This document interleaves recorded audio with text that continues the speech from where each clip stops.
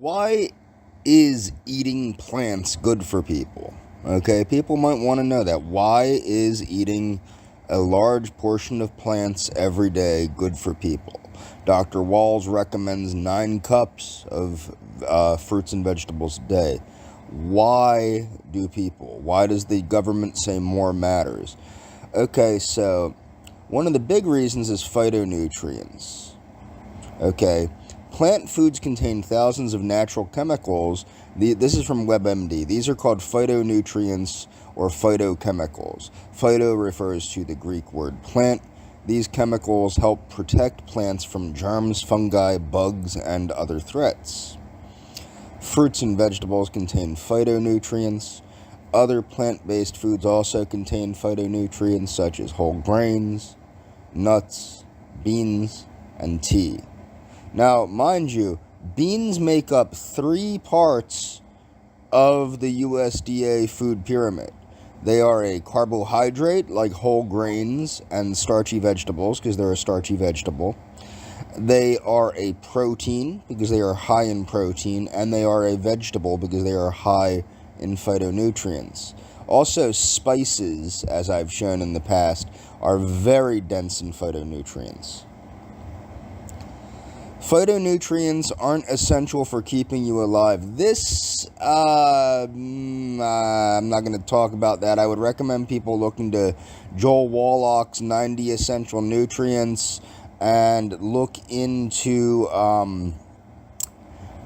Dr. Bruce Ames's triage theory of aging and disease, because certain phytonutrients definitely are necessary for keeping you healthy. Okay, so, but when you eat or drink phytonutrients, they may help prevent disease and keep your body working properly. More than 25,000 phytonutrients are found in plant foods. WebMD takes a look at these 6: carotenoids, ellagic acid, flavonoids, resveratrol, glucosinolates, and phytoestrogens. Carotenoids, there are more than 600 carotenoids. They're with color, yellow, orange, red. Okay, carotenoids act as antioxidants in the body. This means that they tackle harmful free radicals. Alpha-carotene, beta-carotene, and beta-cryptoxanthin. Your body can convert all of these to vitamin A, so they're known as vitamin A precursors. Lycopene. This gives red or pink color to tomatoes, watermelon, pink grapefruit, etc. Lutein and zeaxanthin. These may help protect you from cataracts and age-related macular degeneration, which are 2 types of eye problems. Good sources of these phytonutrients are greens such as spinach, kale, and collards. Ellagic acid is found in a number of berries and other plant foods, especially strawberries, raspberries, and pomegranates. Ellagic acid may protect against cancer several different ways. For example, it may slow the growth of cancer cells, and it may help your liver neutralize cancer-causing chemicals in your system.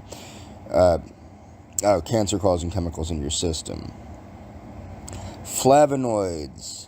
Catechins, which are in green tea and cocoa. Hesperidin, which is in citrus. Flavanols, like quercetin, is a well-studied type of flavanol. It is found in apples, berries, kale, onions. It might help reduce people's risk of asthma, certain types of cancer, and coronary heart disease. Resveratrol is found in grapes, purple grape juice, red wine. It acts as an antioxidant and anti-inflammatory. Glucosinolates are found in Brussels sprouts, cabbage, kale, broccoli. Phytoestrogens, they lower your risk of endometrial cancer, lower your risk of bone loss in women. You find these in flaxseed, sesame seeds, soy products.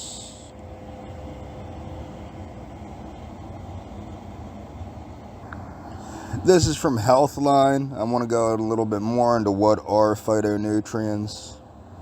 Phytonutrients are natural chemicals or compounds produced by plants. They keep plants healthy, protecting them from insects and the sun. They can be found in fruits. vegetables, whole grains, tea, nuts, beans, spices. Phytonutrients also have antioxidant and anti-inflammatory properties. Carotenoids, ellagic acid, resveratrol, flavonoids, phytoestrogens, glucosinolates. Phytonutrient health benefits. Carotenoids are beneficial for eye health. Flavonoids can protect against cancer. Glucosinolates are similar in helping to prevent cancer. Types of phytonutrients. Carotenoids are pigments, and okay, we've been through this, so I'm gonna move on. So a lot of people have heard about Dr. David Sinclair, who discovered that resveratrol activates sirtuin-1, and as a result, it seems to retard and even in some cases reverse the signs of aging in mice, and it may do the same thing in people. So let's see, and it has to do with NAD plus as a cofactor, but let's see, SIRT1 activation by natural phytochemicals. Okay, so we're going to go right down to the findings of this research. As usual, everything is linked in the description so you can view it yourself. Well, actually, let's take a look at some of these SIRT1 activators. You have resveratrol, positive effect on blood lipid profile, antioxidant. It can be found in dark grapes, raisins, peanuts. Quercetin, anti-cancer, positive effect on blood lipid profile, antioxidant, anti-inflammatory, can be found in fruits, vegetables, nuts. Berberine, antioxidant, anti-inflammatory, natural component of traditional Chinese herb, which is berberine. Curcumin, anti-cancer, antioxidant, anti-inflammatory, active component in curcuma longa, apples. Fisetin, anti-cancer, cardiovascular, preventative, anti-inflammatory, antioxidant, can be found in apples, persimmons, grapes, onions, kiwi, kale. Natural components for enhancing SIRT1 expression and activity: resveratrol, a non-flavonoid polyphenol found in grapes and grape products such as red wine, exerts an antioxidant action with reported cancer preventative properties. Okay.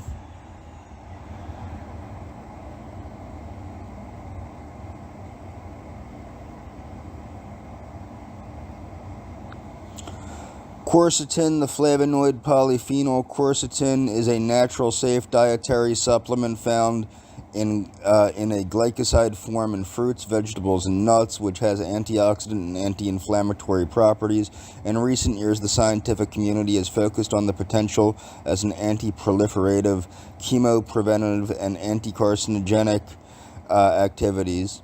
However, quercetin was also found to have potentially toxic effects, including mutagenicity, pro-oxidant activity, mitochondrial toxicity, and inhibition of enzymes involved in hormonal metabolism. Due to its poor solubility, short half-life, and low bioavailability, its medical use is limited. However, there are ways to improve the absorption of it with vitamin C, as well as with digestive enzymes like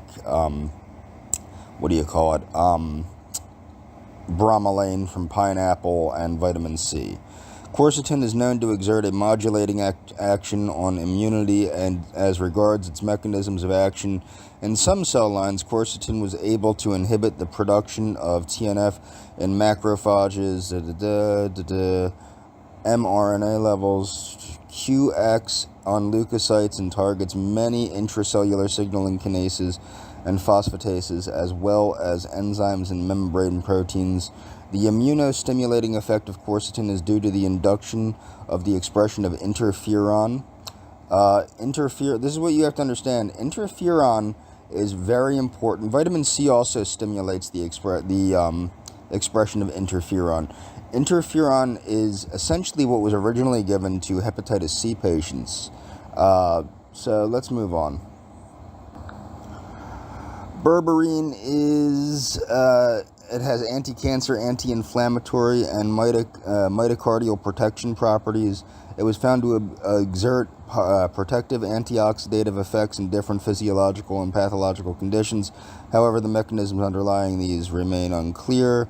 It's similar to metformin, a lot of the protective abilities. Now, before I go on, I want people to remember, I'm not a doctor.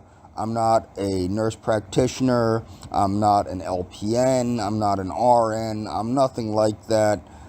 So keep that in mind. But berberine is a very popular supplement that is used, but it does, and this is the thing, it helps by activating AMPK and restoring NAD levels. And we're going to get into that in a little bit too, about some of these metabolic and genetic pathways that help to mediate aging.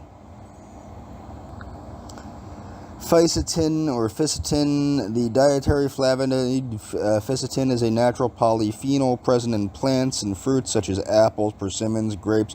Now remember, it's present in the peels, not the fruit itself. So apple juice ain't gonna do it for you.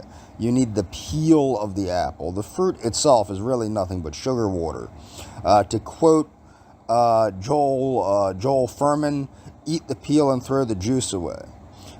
So persimmons, grapes, onions, kiwi, kale, and strawberries, whose daily intake is estimated to be about 0.4 milligrams.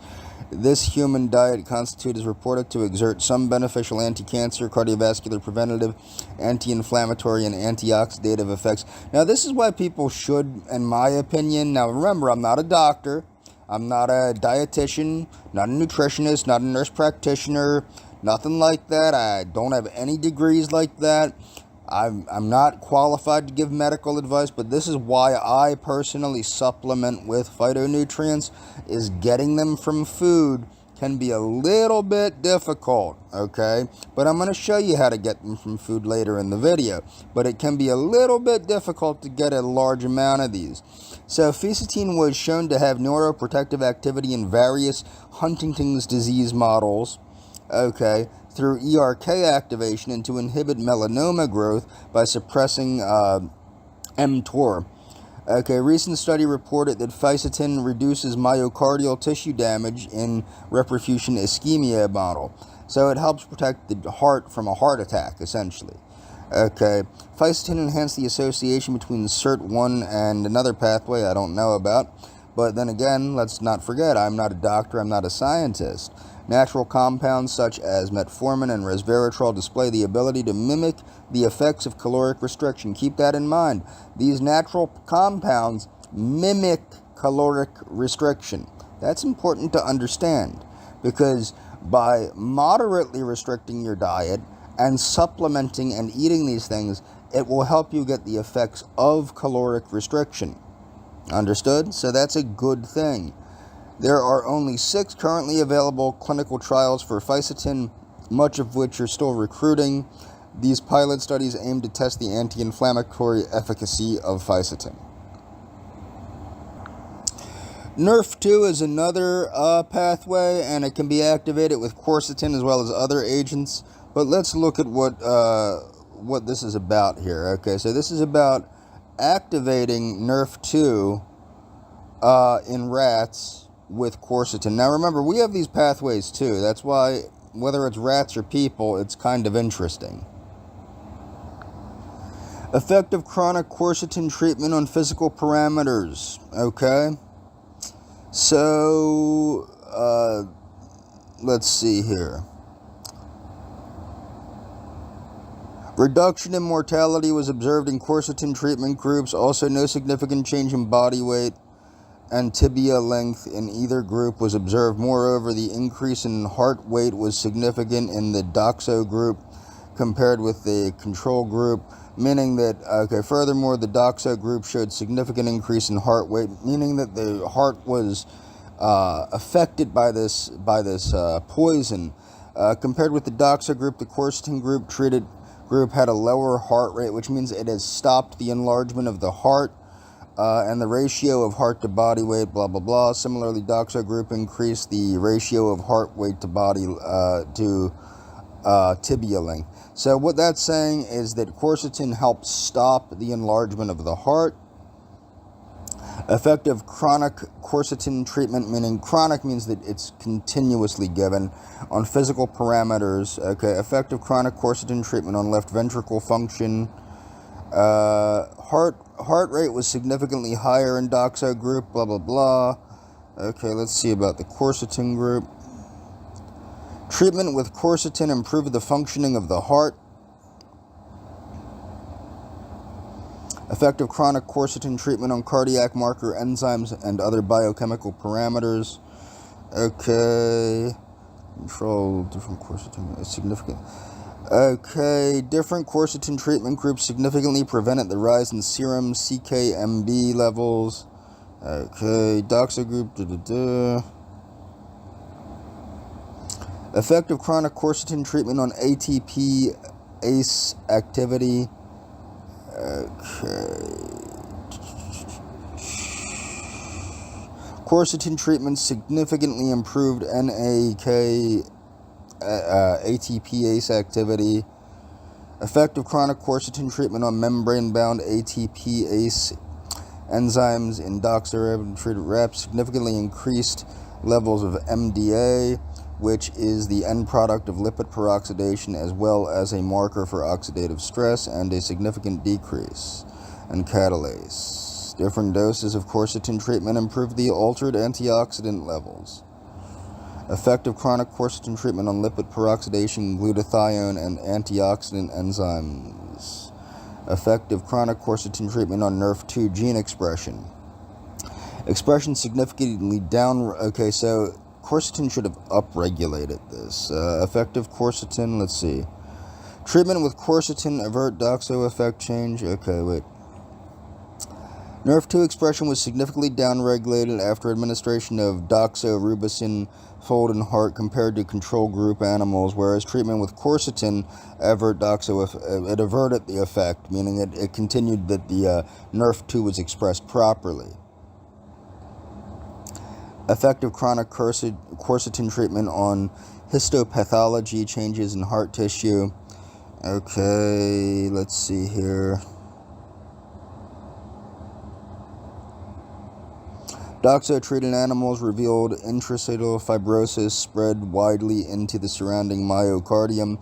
Hypertrophic or atrophic myocardial fibers were observed in and around the lesion. Some cardiomyocytes showed degeneration and an increased amount of inflammatory cell infiltration. The arrangement of the myocardial fibers in the lesions was disturbed. However, myocardial fibers existed far distant from the lesions, showed normal appearance. Treatment with quercetin resulted in a decreased amount of inflammatory cells. Treatment with quercetin resulted in a decreased amount of inflammatory cells and improved cardiac muscle fibers, morphology, and no evidence of focal necrosis, meaning death. Okay, discussion. This present study evaluates the quercetin effect in the animal model of cardiomyopathy induced by doxorubicin. Doxorubicin cardiomyopathy is a fatal disease. The mortality rate increased to 50% during congestive heart failure. Unfortunately, treatment for established cardiomyopathy induced by doxo has no effective treatment presently. Many reported it also confirmed induction of cardiotoxicity and oxidative stress in the experimental models. Okay, myocardial contains, let's see. Okay, treatment with quercetin lowered the activity of these markers, enzymes, in serum, but quercetin 25 milligrams per kilogram showed more effect compared to quercetin 10 and 50 milligrams per kilogram. It demonstrated that quercetin could restrict the enzyme's leakage by maintaining membrane integrity. After prolonged administration, altered cardiac injury, marker, blah, blah. Okay. Quercetin 25 compares with the other two doses showed a more significant attenuation of the adverse effect. Following doxorubicin administration, significant rise in heart rate. Okay, quercetin indicates more myocardial protection against infiltration and also be due to the decreased myocardium water content, as was aligned with the earlier report.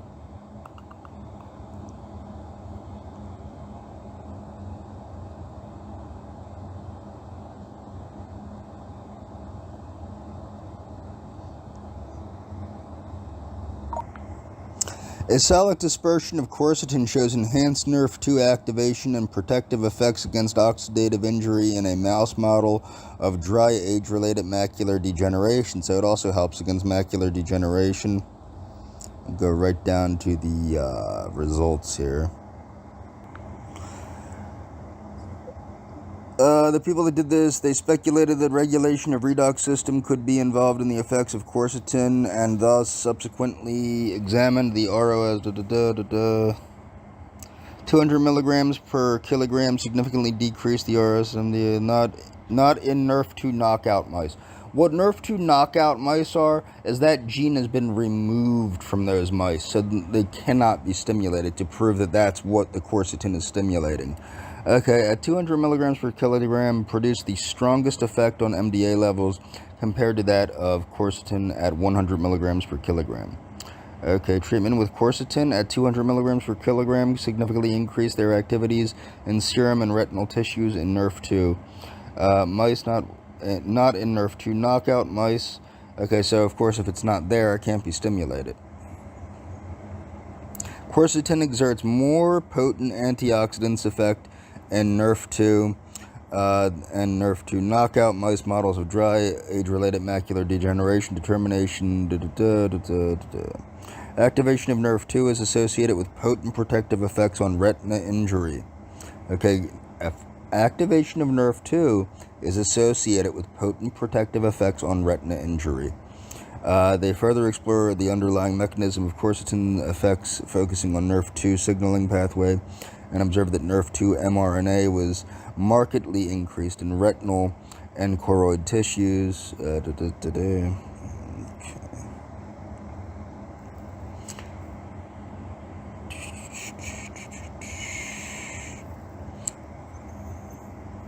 Currently, there are no promising therapeutic options for dry age-related macular degeneration in clinical practice. Accumulating evidence indicates that agents that are able to protect the retina against oxidative stress-induced injury can be an important direction for management of dry age-related macular degeneration. Showed that pharmacological use of antioxidants such as beta-carotene, vitamin C, vitamin E, zinc, and copper could prevent age-related macular progression and reduce 25% risk in advanced age-related macular degeneration progression and 19% risk in moderate vision loss within 5 years. Fructus leachii is a well-known tonic medicine frequently used for treating age-related eye diseases in traditional Chinese medicine. Okay, it has been well recognized that many flavonoid components have free radical scavenging and antioxidant functions, including quercetin, apigenin. Apigenin, I'm gonna maybe do a video about that. That's in parsley. However, flavonoid compounds have the disadvantage of poor water and fat solubility, low absorption, and less bioavailability. Pharmaceutical studies have revealed that formation of phospholipid complex can markedly improve. So things like lecithin can improve the physiochemical properties of drugs and enhance their absorption and therapeutic effects. Cocoa activates NRF2. Okay. So, colorectal cancer is the third most common malignancy in males and the second most common cancer worldwide. Chronic colonic inflammation is a known risk factor for colorectal cancer. Cocoa contains many polyphenolic compounds that have beneficial effects in humans. The objective of this study is to explore mice were treated with observed enzymatic non-enzymatic activities and treatment were increased by cocoa. Okay, so cocoa increases the NRF2 by cocoa. The results of our study suggest that cocoa may merit further clinical investigation as a chemopreventative agent against colorectal cancer. Tangerine improves skeletal muscle mitochondrial biogenesis via activating AMPK pathway in vitro and in vivo, a possible mechanism for its beneficial effect on physical performance. NRF2 activators as dietary phytochemicals against oxidative stress, inflammation, and mitochondrial dysfunction in autism spectrum disorders, a systemic review. Autism spectrum disorder is a pervasive neurodevelopmental disorder with limited blah blah blah blah blah. Not really interested in autism because NRF2 obviously is I'm more worried about aging, of course, but NRF2 helps with aging. So covering total of 5 NRF2 activators. Introduction, autism spectrum disorder. Let's get to the NRF2 activators.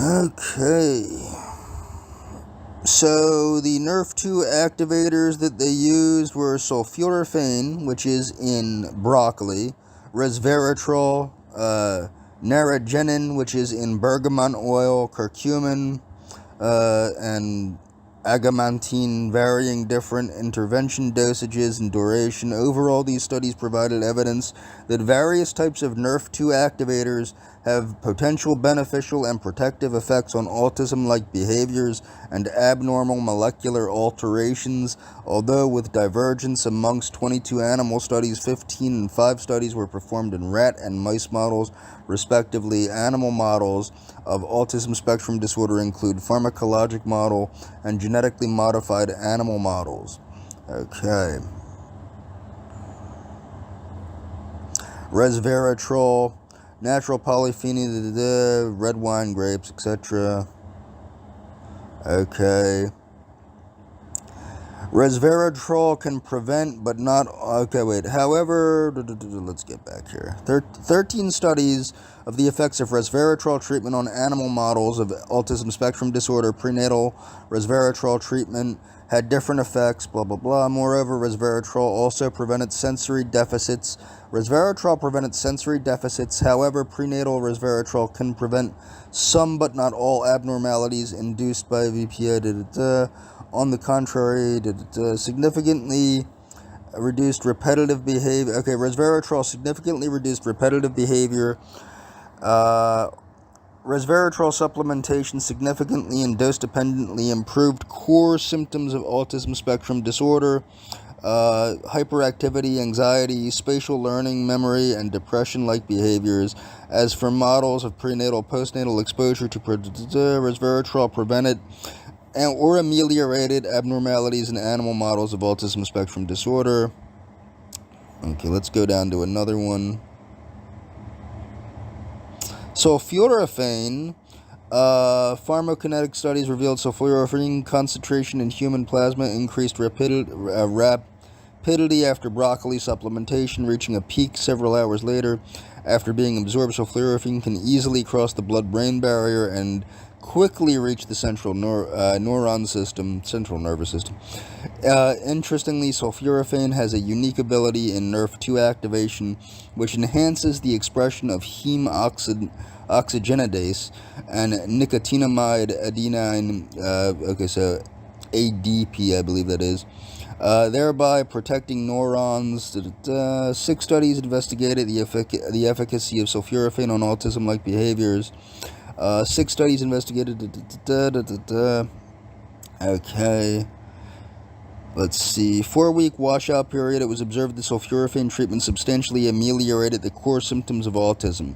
So, furthermore, researchers followed up and reevaluated the cases from the study. Specifically among follow-up cases. Notably, 5 studies explored the impacts of sulforaphane on molecular alterations caused by autism spectrum disorder in animal studies. Curcumin. 6 studies explored the impacts of curcumin on autism-like behaviors. Specifically, curcumin improved autism-like behaviors, reciprocal social interaction, so it helped them socialize better, repetitive behaviors, stereotypes, locomotor, activity, meaning constant locomotion, anxiety, depression, spatial learning and memory, and suppressed oxidative nitrosative stress. Let's see. Agamantine is an endogenous biogenic, like other neurotransmitters. Only one animal study on ameliorating ASD symptoms. Narraginin, a flavonoid abundantly found in grapefruit, orange, and tomato peels. Narraginin exerts its antioxidant effect by inhibiting NF pathway to reduce oxidative stress to DNA. So it helps stop oxidative stress to DNA. However, due to low solubility and high metabolism of narraginin, its bioavailability before entering the system. One study investigated the pharmacological nanoparticles. Okay, to the best of the people that did this research's knowledge, this is the first systemic review of qualitative synthesis existing on the effects of NRF2 activators administration on autism spectrum disorder in vitro studies, animal studies, and clinical studies. Ultimately, they identified 5 NRF2 activators associated with autism spectrum disorder therapy, including resveratrol, sulforaphane, curcumin, agamantine, and narraginin. They found that the administration of NRF2 activators could improve autism spectrum. Okay, so they found that the administration of NRF2 activators could improve autism spectrum like symptoms, okay, and molecular alterations in ASD by acting against inflammation and immune dysfunction, oxidative stress, and mitochondrial dysfunction. Okay, although these 5 NRF2 activators have the potential to improve autism spectrum symptoms, they were based on different mechanisms related to NRF2, as each has unique metabolic patterns and biological activities. Natural AMPK activators in cardiovascular disease prevention. The role of AMPK signaling in cardiovascular diseases. AMPK implicated in the regulation of cardiovascular function via coordinating several critical physiological and pathological cellular pathways. Atherosclerosis and ischemic stroke. Atherosclerosis is considered as a known chronic inflammatory reaction of artery walls caused by lesions and plaques, eventually thrombosis formation, and atherosclerotic plaques lead to heart attacks and ischemic stroke. This disease is related to both increases in low-density lipoprotein and chronic low-grade inflammation, both of which are regulated by AMPK, and AMPK regulates proliferation, apoptosis, migration, and autophagy of smooth muscle cells and endothelial cells, as well as macrophages. AMPK reduces atherosclerosis progression by inhibition of cell proliferation and induction of autophagy, meaning self-eating. AMPK arrests cell cycle progression by increasing cells. Furthermore, AMPK influences the level of adiponectin, which decreases vascular smooth muscle cell migration induced by insulin-like growth factor. AMPK affects the antioxidant condition of endothelial cells.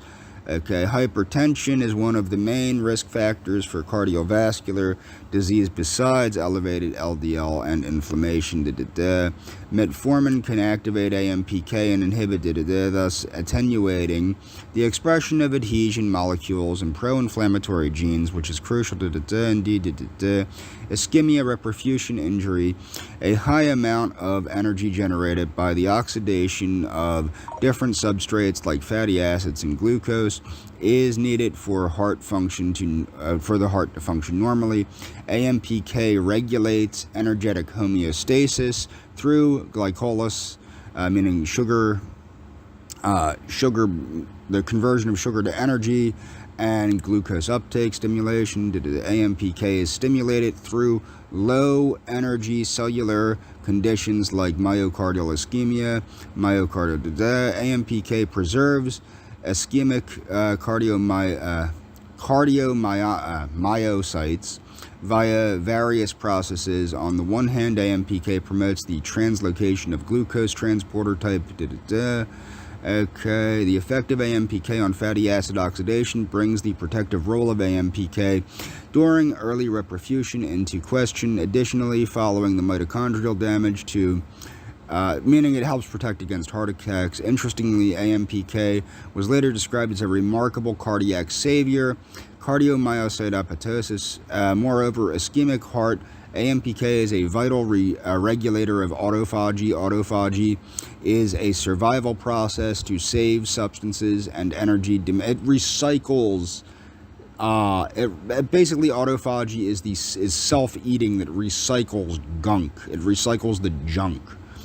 Endothelial AMPK might be an important factor in tissue exposed to ischemic stress. Eventually, it was shown that AMPK is involved in adiponectin-mediated pro-angiogenic function besides vascular endothelial growth. That mRNA stability was extended by glucose deprivation. Left ventricle remodeling always occur because of cardiac damage. Okay, accumulation of myocardium is classified as this vital. Immunosuppression and anti-inflammatory functions of AMPK have been shown in different cell types in autoimmune/inflammatory diseases. Metformin administered could cause reactive oxygen species. Cardiac hypertrophy, one of the main, that means that your heart is getting bigger and thicker. Okay, and it helps stop that as well. Energy supply, cardiac metabolism disturbances is an important factor in hypotrophic process to need elevated energy requirements due to increased cardiac workload. Deregulation of cardiac energetics and cardiac dysfunction afterwards could occur as a result of changes in the metabolic status. AMPK is a key regulator in the metabolic processes. Increase in AMPK brought about by cocoa is renoprotective, meaning it protects the kidneys in experimental diabetic mellitus. So remember, AMPK helps protect the heart. Here it's showing it protects the kidneys also. The aims of this present study linked with the nicotinamide leads to results suggest that inactivation of AMPK leads to upregulation. It is suggested that the activation of AMPK followed by reduction to signaling may have a therapeutic potential in diabetic neuropathy.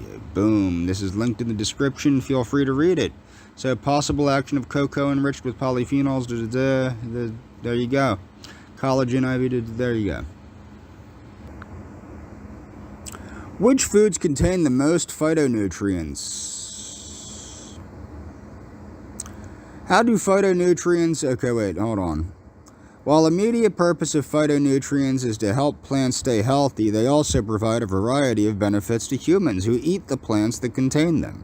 Although not considered essential nutrients to human life, like carbohydrates, again, look up Bruce Ames. Bruce Ames thinks differently. Okay, proteins, fats, vitamins, and minerals, blah, blah, blah. Phytonutrient-rich foods are known to significantly improve human well-being. How do phytonutrients benefit health? Okay, preventing carcinogens from developing into cancer and making cancer cells, heart disease, stroke, Which foods are the best sources of phytonutrients?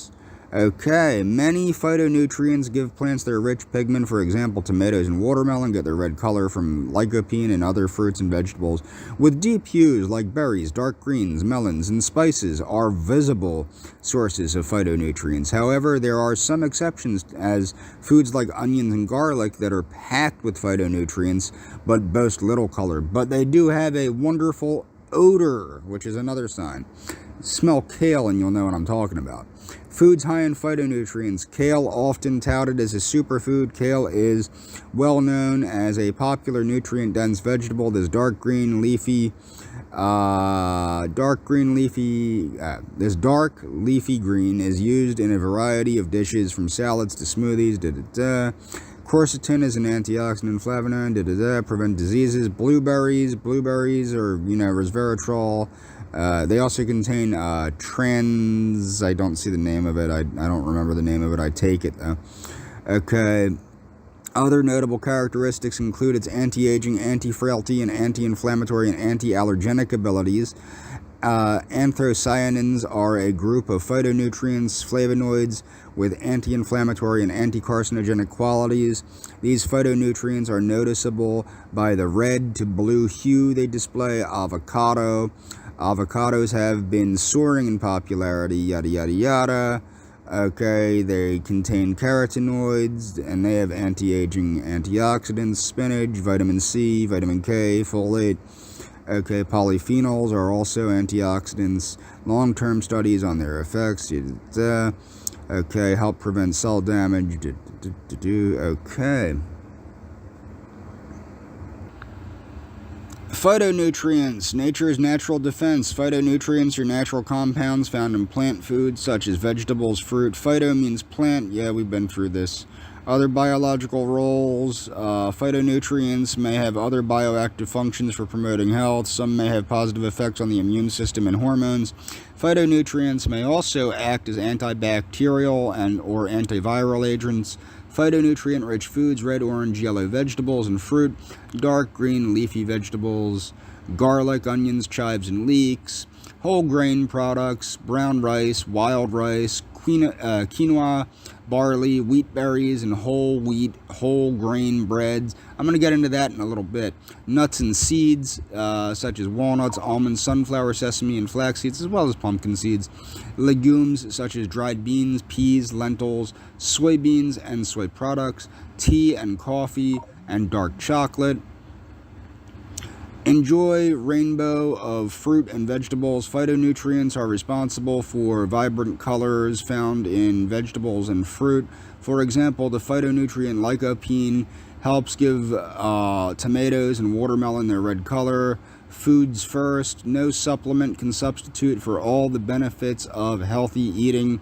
The combination of phytonutrients, vitamins, minerals, and essential fatty acids and fiber in food is complex. Likely, the interaction of these compounds found in foods is... Now remember, a healthy diet should be promoting synergistic health benefits. This is why a diet heavy in plants... Remember I said, generally speaking, the more plants somebody eats, the healthier they are. This is why.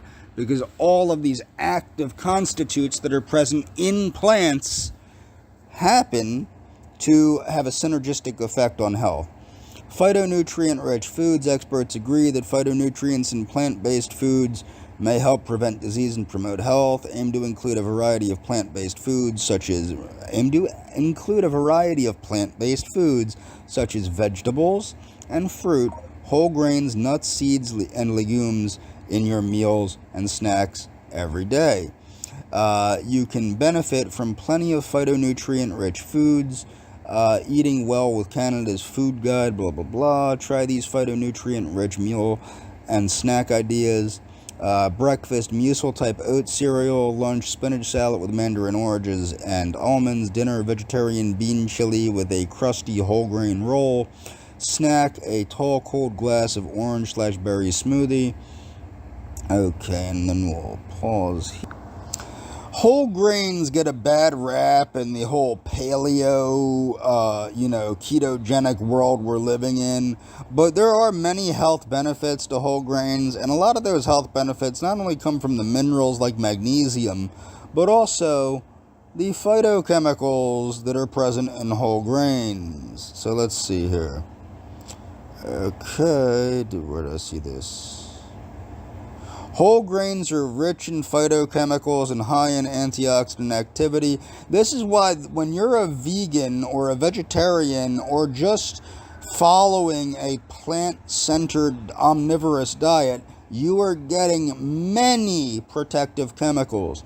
Phytochemicals are defined as biologically active compounds of plant origin that, when ingested, provide certain functional benefits beyond basic nutrition. It is estimated that more than 5,000 individual phytochemicals have been identified in fruits, vegetables, and grains, but a large percentage still remain unknown and need to be identified.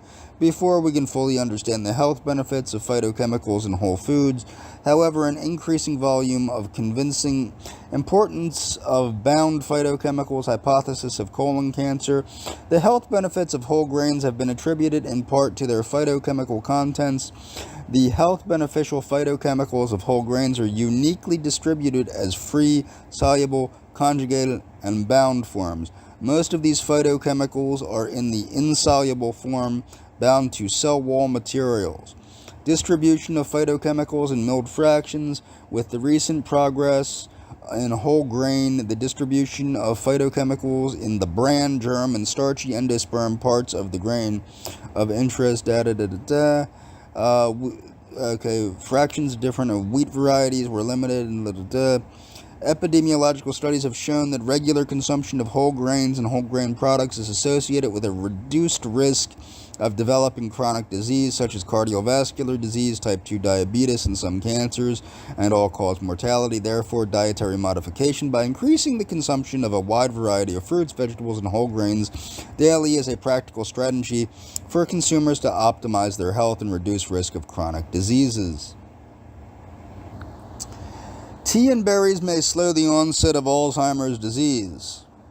According to U.S. Center for Disease Control and Prevention, an estimated 5.8 million Americans aged 65 or over live with Alzheimer's disease.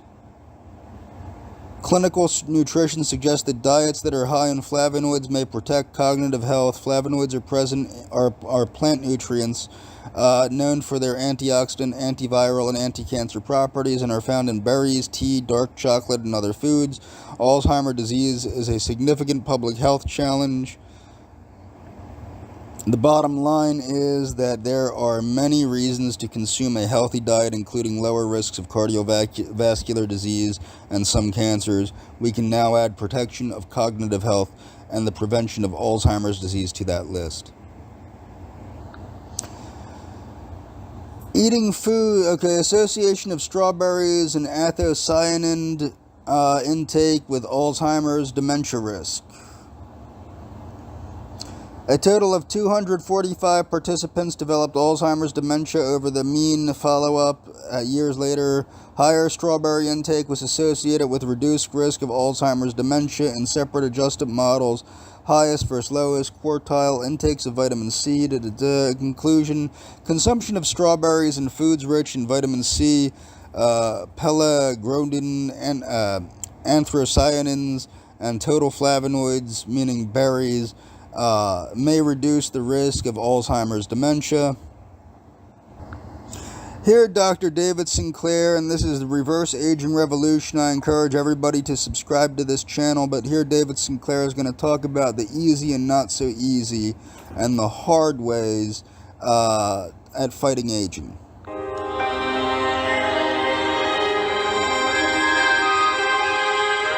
Take note of the importance of phytochemicals.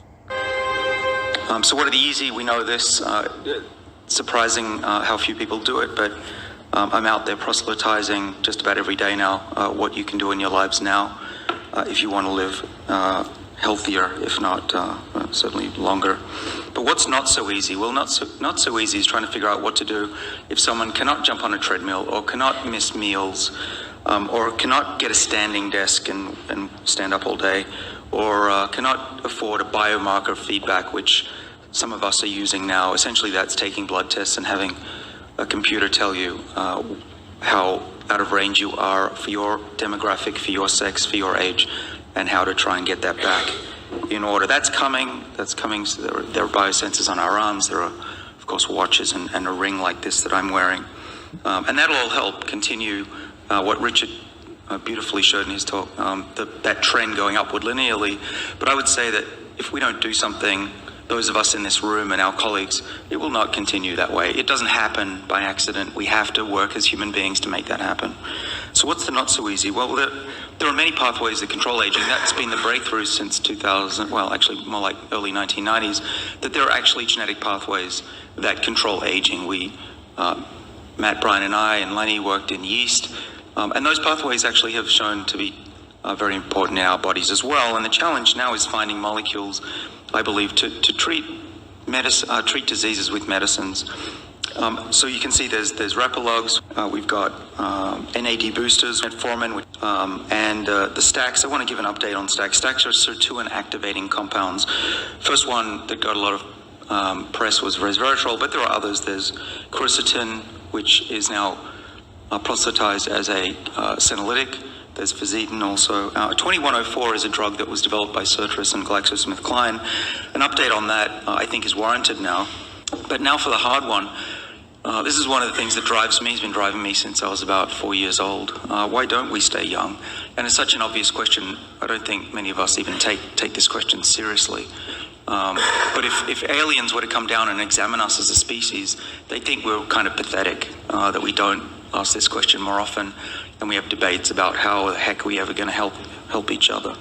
But yeah, what about why don't we stay young? Another way to put it is, why do we age? Now, we, thanks to, Brian put out a beautiful paper, which we all cite all the time. This is a classic paper from a number of years ago, The Hallmarks of Aging. And, 8 or 9, depending on which continent you're on. And we all use this as a guideline to hopefully one day extend healthy lifespan. With all of these, is there something upstream? Is there something that's driving many, if not all, of these processes? And so these are 9 dams on 9 tributaries as a way to say, maybe if we could go really upstream, maybe there's something that could really have a big effect on aging. And maybe even if we understood it well enough, we could truly reverse age, not just improve blood flow and that kind of thing that we've been doing.